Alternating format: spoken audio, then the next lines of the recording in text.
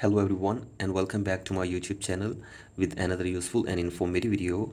So guys, in this video I'm going to show you how to fix your password must include an uppercase letter and a lowercase letter on Apple device. So guys, if you're trying to change the password for your Apple ID but you're facing this pop-up and you're unable to change the password, here I will show you how can you fix it.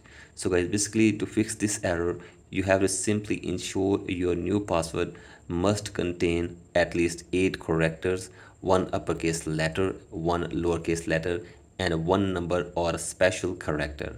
And the uppercase letter means the capital letters, and the lowercase letter means the small letters, and number letter means 1, 2, 3 or something. And the special character includes dot, at the rate, hashtag, etc. So guys, these are the characters you can use to change the password for your Apple ID. Apple ID passwords cannot include your name, phone number or parts of your email. So you have to simply change a unique password to change the password of your Apple ID.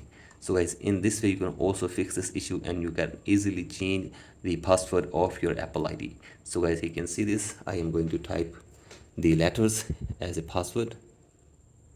So guys, uppercase letter means the capital letters A, B, C, and lowercase letter means small letters A, B, C, and special character means dot, N, at, question mark, and etc. And the number character means 1, 2, 3, 4. So guys, you can see this. You have to simply include these all characters from each, and you can change the password using these characters.